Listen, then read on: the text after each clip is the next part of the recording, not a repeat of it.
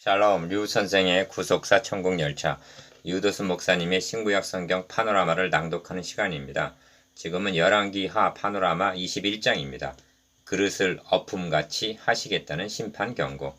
21장은 히스기야가 죽은 후에 므낫세가 왕이 되어서 14대 왕 행한 행적인데, 므낫세는 20명의 유다 왕들 중에서 가장 악한 왕으로 그가 저지른 죄악은 유다가 멸망당하고 성전이 불에 타고 백성들이 포로로 끌려가게 한 결정적인 원인을 제공한 자로 기록되어 있습니다.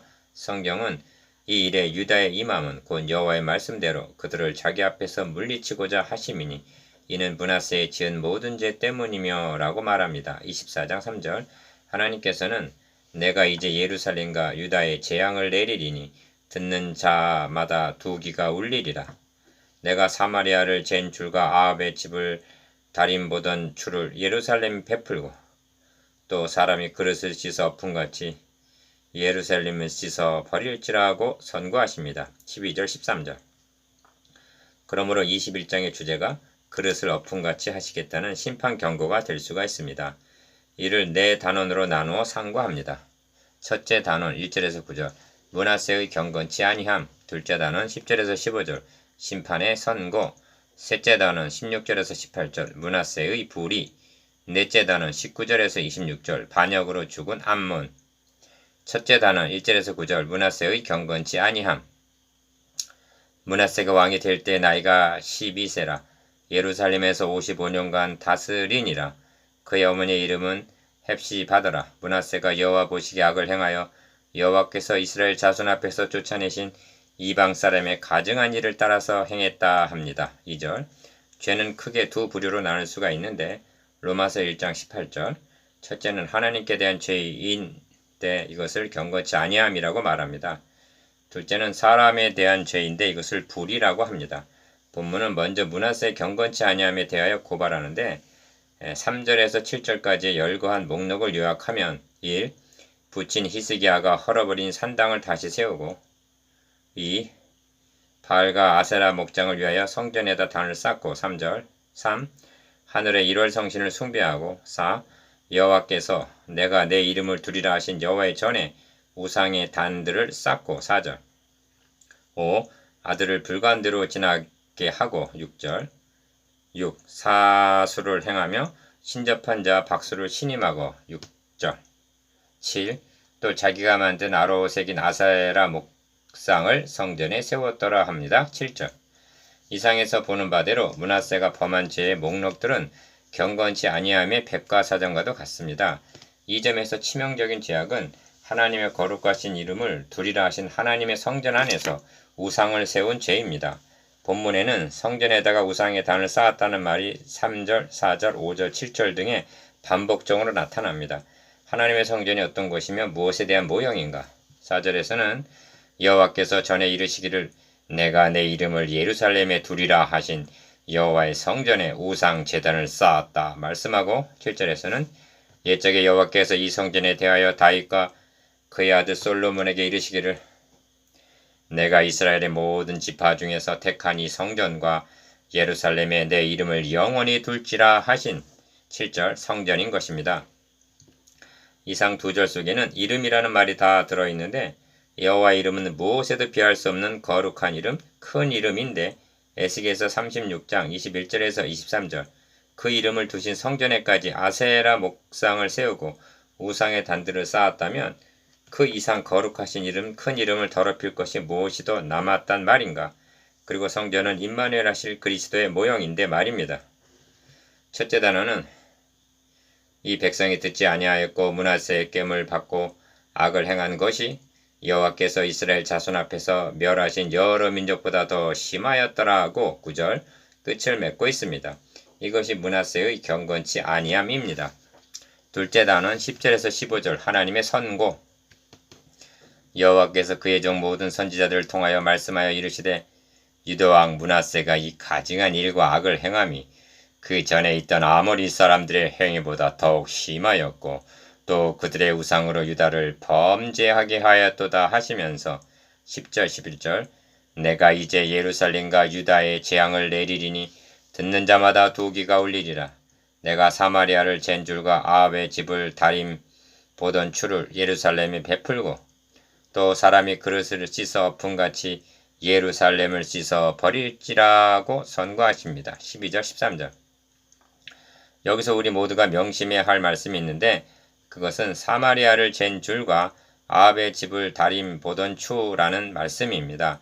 잰 줄이란 평면을 측량할 때 쓰는 줄자인데 스가랴 2장 1절 2절에서는 내가 또 눈을 들어본 즉 한 사람이 측량줄을 그의 손에 잡았기로 너가 어디로 가느냐 물은즉 그가 내게 대답하되 예루살렘을 측량하여 그 너비와 길이를 보고자 하노라 고 말합니다. 그리고 다림 보던 추란 건물의 수직을 볼 때 사용하는 기구인데 아모스 7장 7절에서는 또 내게 보이신 것이 이러하니라 다림줄을 가지고 쌓은 담 곁에 주께서 손에 다림줄을 잡고 서셨더니 하는데 무슨 뜻인가? 다림줄을 띄우고 쌓은 담이 얼마나 기울였는가를 보시려는 것입니다. 넘어질 정도로 위험할 지경에 이르렀다면 헐 수밖에는 없다는 것입니다. 북쪽 이스라엘과 아합의 집이 그러했기 때문에 헐으셨다는 것입니다. 그런데 이제 사마리아를 잰 줄과 다림 보던 줄을 예루살렘에 베풀겠다는 것은 심판을 의미합니다. 그렇다면 그 청량줄과 다림 보던 줄을 우리 교회, 우리 가정, 그리고 나 자신에게 베푸신다면 어떻게 될까를 생각하게 합니다.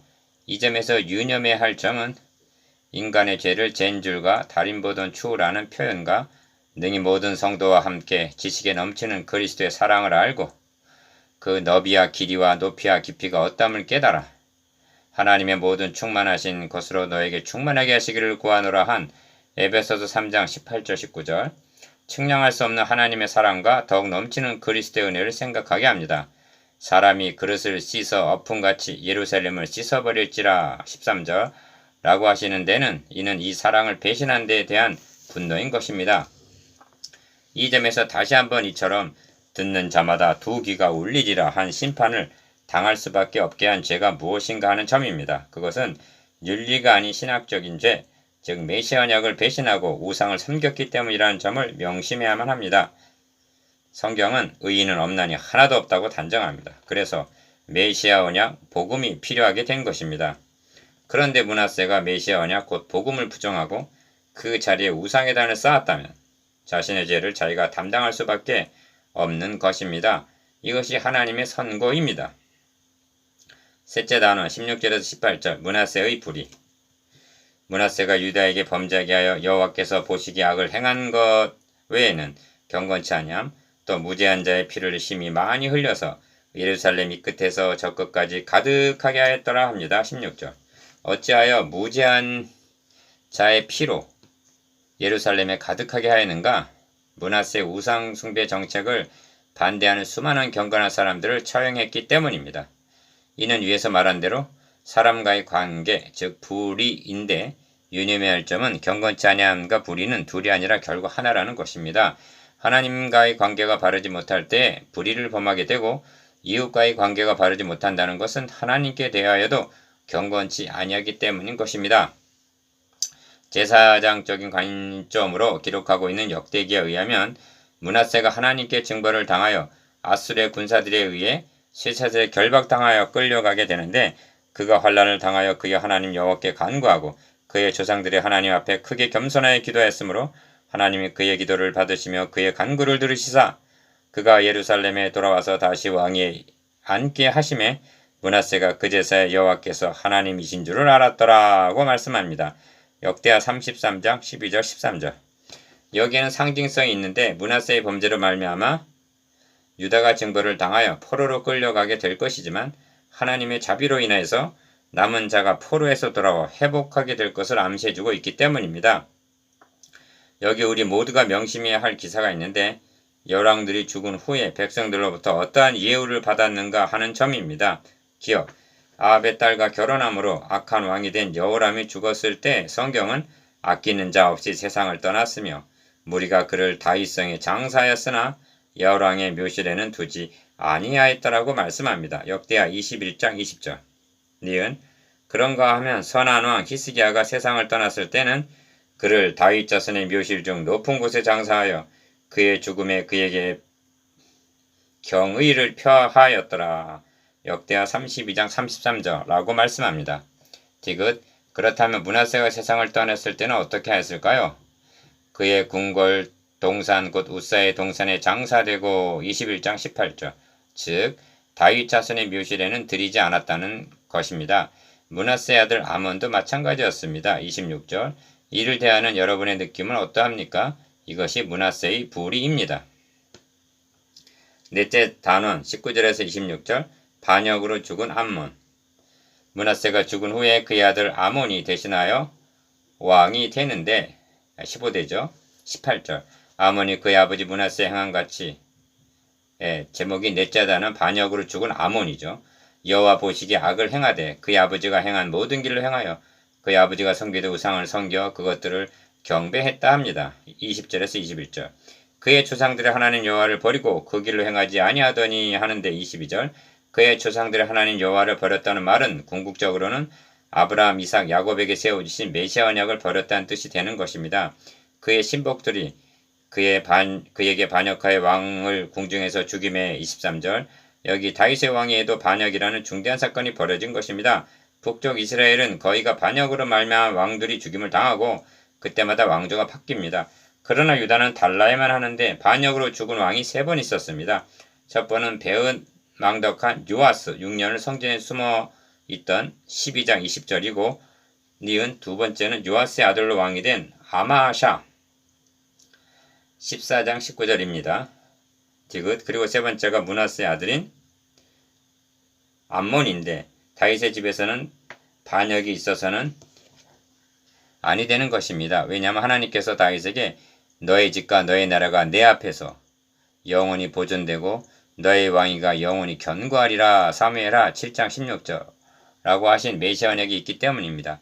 이를 이루시기 위하여 그 씨를 어떻게 보존해 나오셨는가를 살펴본 바입니다.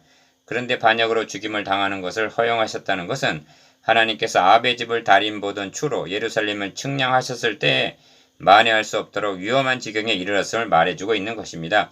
그러나 여기 북왕국과 분명히 다른 점이 있는데 첫째는 북쪽 이스라엘은 반역한 자들이 왕위를 찬탈하게 되나 남쪽 유다에 대해서는 하나님께서 이것만 허용치 않으셨다는 점이 북쪽 이스라엘과는 다른 점입니다. 둘째는 22세의 왕위에 올라 불과 2년 만에 그러니까 24살에 반역으로 죽은 악한 왕 아몬에게서 요시아라는 경건한 후사를 주셨다는 점이 다른 것입니다. 이는 다윗의 위를 보존하시고 폐하지 않으셨다는 증거인 것입니다. 이 점에 그 국민이 아몬 왕을 반역한 사람들을 다 죽이고 그의 아들 요시아를 대신하여 왕을 삼았더라 한 말씀도 24절 유념해야만 합니다. 어째 악한 왕을 제거한 자들이 죽어야만 했는가?